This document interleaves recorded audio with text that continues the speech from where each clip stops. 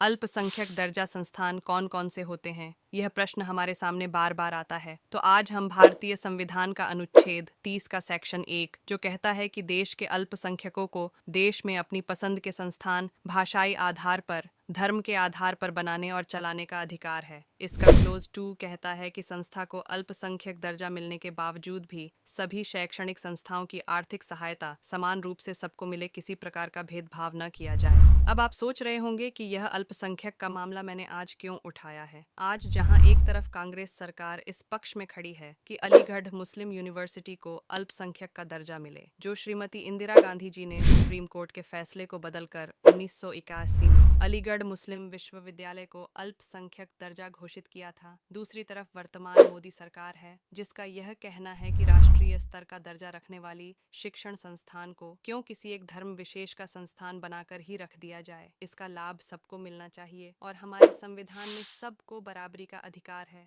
इसका लाभ तभी सबको मिल पाएगा जब यह राष्ट्रीय स्तर की संस्थाएं किसी एक धर्म की नहीं रहेंगी। इसलिए नरेंद्र मोदी सरकार अलीगढ़ मुस्लिम यूनिवर्सिटी को अल्पसंख्यक दर्जा देने के विरुद्ध है। अलीगढ़ मुस्लिम यूनिवर्सिटी वह यूनिवर्सिटी है जो पढ़ाई से ज्यादा अपने विवादों के कारण चर्चा में अधिक रहती है। कभी मोहम्मद अली जिन्ना की तस्वीर लगाकर पाकिस्तान का समर्थन होने लग जाता है, कभी संसद हमले के मास्टरमाइंड अफजल गुरु को फांसी दी जाती है तो यहाँ के छात्र इकट्ठे होकर इसका विरोध करने लगते हैं। लेकिन अब यह इसलिए चर्चा में है कि इसे अल्पसंख्यक का दर्जा दिया जाए। उसे ही नहीं बल्कि 8 याचिकाकर्ता और कांग्रेस को भी लगता है कि एमयू को माइनॉरिटी इंस्टीट्यूशन का दर्जा मिलना चाहिए। 7 जजों की बेंच इस पर सुनवाई कर रही है जिसमें सीजेआई चंद्रचूड़ भी है। लेकिन वर्तमान मोदी सरकार इसके विरोध में कोर्ट पहुंची और कहा कि एएमयू को अल्पसंख्यक दर्जा नहीं मिलना चाहिए। 1870 में सर सैयद अहमद खान दिल्ली में जन्मे एक पढ़े लिखे आदमी थे। वह इतने काबिल थे कि उनका 24 वर्ष की आयु में मैनपुरी में उपन्यायाधीश के नाते सिलेक्शन हो गया था। सर सैयद अहमद खान ने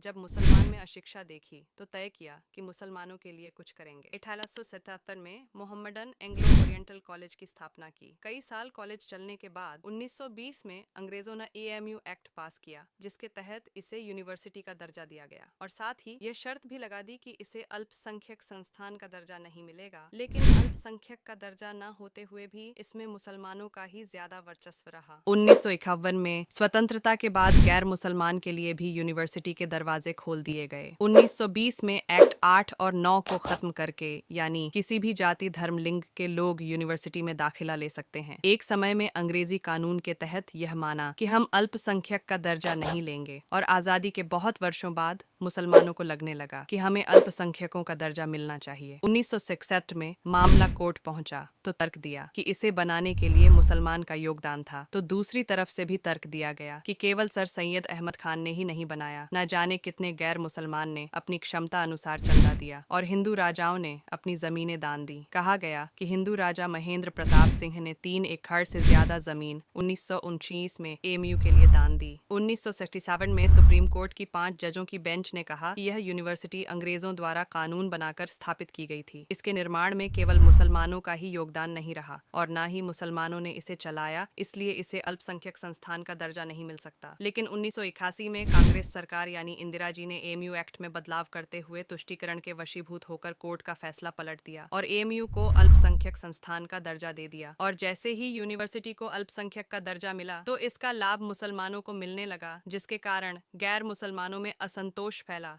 साथ ही एडमिशन में भी पक्षपात होने लगा। मुस्लिम विद्यार्थियों का एंट्रेंस टेस्ट यूनिवर्सिटी लेती थी जबकि गैर मुस्लिम विद्यार्थियों का टेस्ट एम्स लेता था। इस कारण से गैर मुसलमानों का असंतोष कोर्ट तक जा पहुंचा। वर्ष 2005 मैं तो मेडिकल पोस्ट ग्रेजुएशन के लिए 50% सीटें मुस्लिमों के लिए आरक्षित करने की बात हो गई थी, लेकिन इलाहाबाद हाई कोर्ट ने 1981 का कांग्रेस के फैसले पर रोक लगा दी, यानी अल्पसंख्यक दर्जा समाप्त कर दिया 2006 में। तब की मनमोहन सिंह की यूपीए गवर्नमेंट के साथ 7 याचिकाएं और डाली गई और मामला कोर्ट में चल रहा है। लेकिन 2014 में केंद्र में नरेंद्र मोदी की भाजपा सरकार आने के बाद उन्होंने 2016 में केंद्र सरकार की याचिका वापस ले ली और कहा कि धर्मनिरपेक्षता के खिलाफ है, सबको समान अधिकार की बात हमारा संविधान करता है। इसके बाद 12 फरवरी 2019 को चीफ जस्टिस रंजन गोगोई की अध्यक्षता में 3 जजों की बेंच ने यह मामला 7 जजों की बेंच को सौंप दिया। सुप्रीम कोर्ट ने अल्पसंख्यक दर्जा पक्ष को कहा कि अपना पक्ष रखे कि आपको अल्पसंख्यक का दर्जा क्यों दिया जाए और साक्ष्य भी प्रस्तुत कीजिए। उधर केंद्र सरकार ने कहा कि जहां राष्ट्र सर्वोपरि हो वहां हिंदू मुस्लिम के आधार पर उसकी पहचान नहीं होनी चाहिए। शिक्षा केवल शिक्षा होनी चाहिए, शिक्षा हिंदू या मुस्लिम नहीं होनी चाहिए और अन्य संप्रदायों को जो लाभ मिलता है वह समाप्त हो जाएगा। साथ ही अल्पसंख्यक का दर्जा प्राप्त देश भर में 13,555 शिक्षण संस्थाएं हैं जिन पर इसका असर पड़ेगा। ये वही कांग्रेस है जिसने 23 फरवरी 2011 को जामिया मिलिया इस्लामिया को अल्पसंख्यक का दर्जा दिया था।